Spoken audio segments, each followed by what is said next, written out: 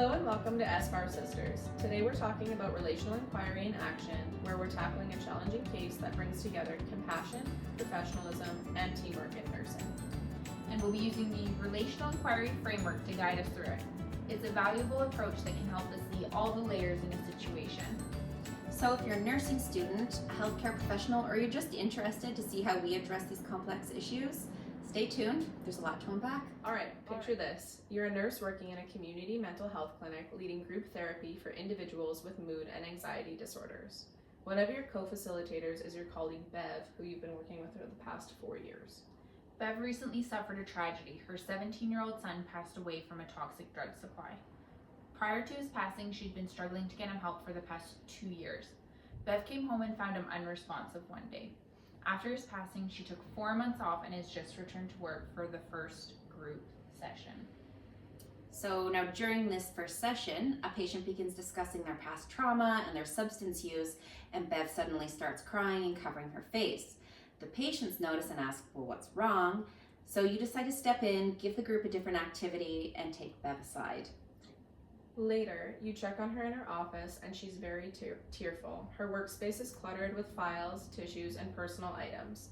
While talking to her, you smell alcohol on her breath. Bev asks you not to say anything and assures you, this job is all I have. I promise I'll get myself together before the next group. So what do? How do you support Bev while upholding your responsibilities to your patients and to your team? This scenario is incredibly complex. There's a blend of personal grief, professional responsibility, and the need to support our colleagues. Right, and the relational inquiry really shines in situations like this because it helps us examine the intrapersonal, interpersonal, and contextual layers involved. So we're going to start first with interpersonal reflection, which is essentially what's happening with Bev and you. So Bev's behavior shows the weight of her grief and her guilt, and I honestly think that's really understandable. Absolutely. And as her colleague, you might feel really conflicted. You care about her deeply, but you also feel responsible for your patient's safety and well-being in regards to being concerned that she may be under the influence of alcohol at work. Yeah, exactly. And there may be an internal struggle wondering, am I doing the right thing, or how do I balance compassion and accountability? That's a really good point. I think that we really don't know what Bev's official work title or role is beyond co-facilitator. And I wonder, do you think that would change your perspective if Bev was another nurse versus a support worker? I think it would at the very least change who I feel I need to report to. If we're both licensed nurses, I would have an obligation to report to our governing body. Whereas if she's a support worker, I would still need to report, but perhaps to the supervisor or the manager. Right. Also, let's consider the relationships because Bev's personal life impacts her work, which then impacts the clients. So I think if we're looking interpersonally, the relationships and emotions that are in play, I think that it would be important to recognize how the clients notice Bev's distress. And so I think pretending that nothing happened could really damage the trust in the group. And with Bev, you have a long-standing trusted relationship, which makes it even harder to address the smell of alcohol without feeling like you're betraying her. Yeah, and I think there's probably an element where Bev potentially feels pretty embarrassed after that and might feel super uncomfortable connecting with the clients afterwards. Yeah, it's a delicate balance. The question becomes, how do you approach Bev's situation in a way that feels supportive rather than confrontational? So if we start looking at the bigger picture, which is like the contextual factors, I would have to say that Bev's situation is part of a larger systemic failure that failed her son. For 2 years, she tried to get help for him, but was unable to find any effective treatment.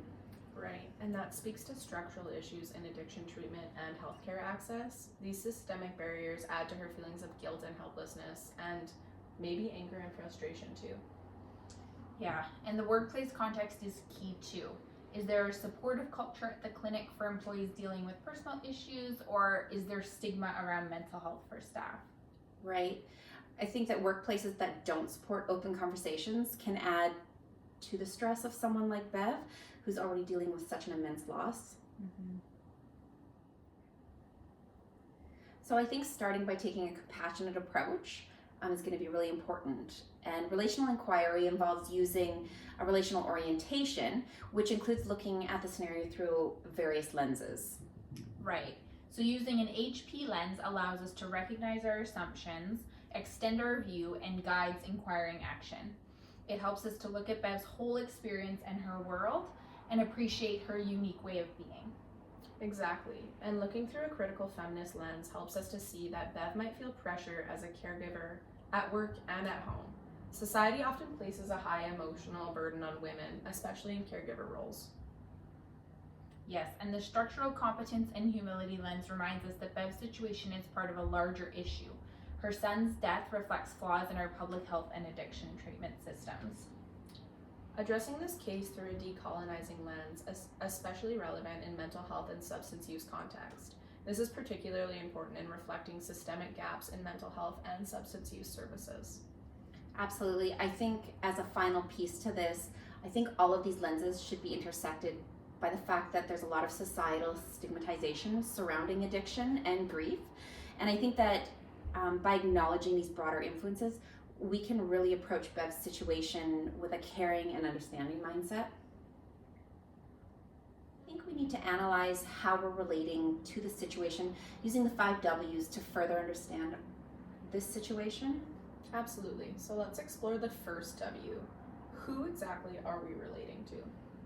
We're relating to our longtime coworker Bev, who is a grieving parent, a friend, and a professional who's struggling to balance her grief with her work responsibilities. And I think the what is quite literally the grief and how Bev is coping and what things she's doing. Absolutely. The where we're relating to is the group therapy session that took place with Bev in a leadership role with the clients. And I think the why really is we're choosing to relate because we need to balance compassion for our friend, our coworker, in relation to the professional responsibilities and doing this in hopes to promote patient safety. If Bev's well-being is struggling, then our patient's well-being is probably going to be negatively impacted as well. Absolutely, that's a good point, Loren. Lastly, when are we relating and when should we distance? That's a tough one. We should relate on a compassionate level, but then maybe distance when it starts to impact our ability to care for our clients and the need for us to prioritize our clients' safety. So what's our action plan? Let's break it down using the relational inquiry principles. Right. Okay, well, I think first of all, we need to consider immediate patient safety. And also, given the smell of alcohol, this really can't be ignored. So I think it's going to be pretty crucial to have maybe a discreet conversation with the manager to figure out best course of action, kind of like a starting point. After collaborating with a manager, I think it's essential to frame this as support focused rather than punitive.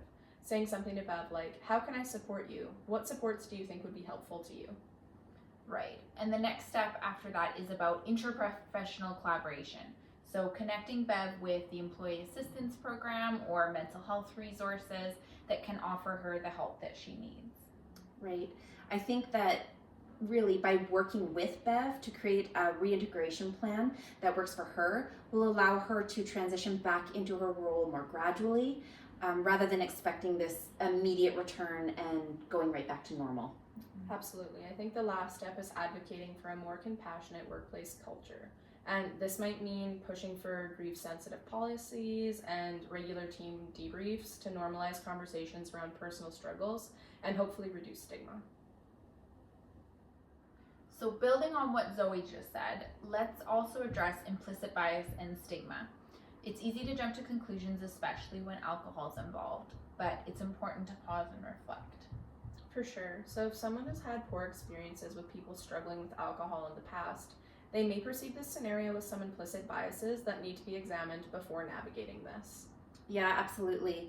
I think that reflection is going to be really important, and by that, we'll have some reflexivity, meaning, am I judging Bev based on societal expectations, or am I viewing this with a bias that I'm not even aware of? I think that kind of self-reflection helps us approach Bev with empathy, and it also helps us avoid falling into judgment.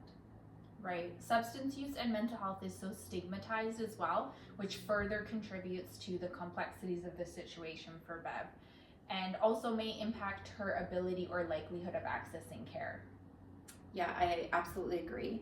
So, what can we do to help so this cycle of stigma doesn't prevent Bev from getting the help that she needs? And this is where leadership comes into play.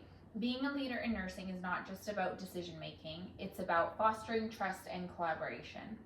Through exploring the 5 C's, we can create a more supportive environment for Bev. So, understanding curiosity helps us to see beyond the immediate behavior to see what might be driving a person's actions, allowing us to approach the situation with more compassion. Yeah, exactly. I think if we're meeting Bev with compassion, we're then able to acknowledge her struggle with open and caring mindsets, which means we'll be able to feel those emotions and be a little more humble in our approach. Right.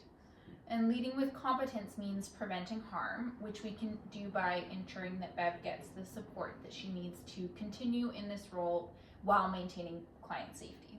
For sure. Corresponding means to match Bev's energy and to be in sync with where she's at. That could mean approaching this situation with seriousness and taking into account the gravity of Bev's circumstances. Yeah, I think I agree. And then leadership in this context, I really think means committing to advocating for systemic improvements, supporting colleagues, all colleagues through tough times, and fostering a workplace where these kinds of discussions are welcome. Exactly. I think it's about creating an environment where all of the team members feel safe opening up.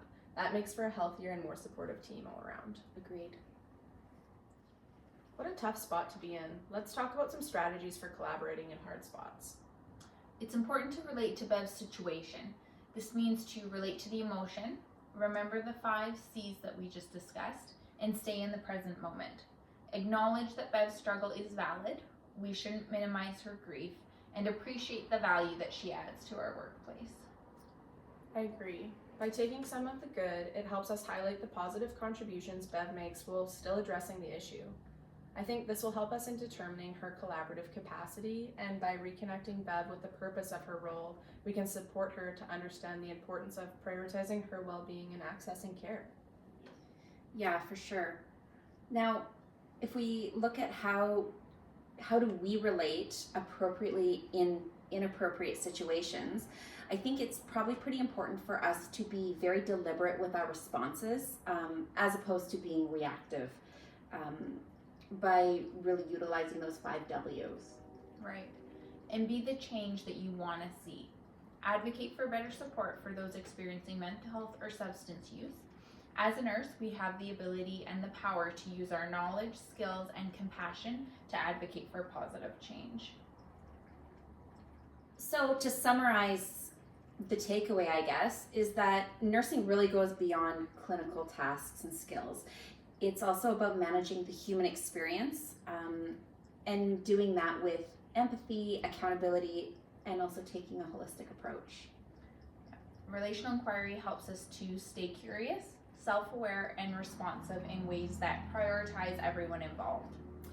And as you think about this, ask yourself, what would you do in this situation? How would you balance supporting Bev and maintaining client safety?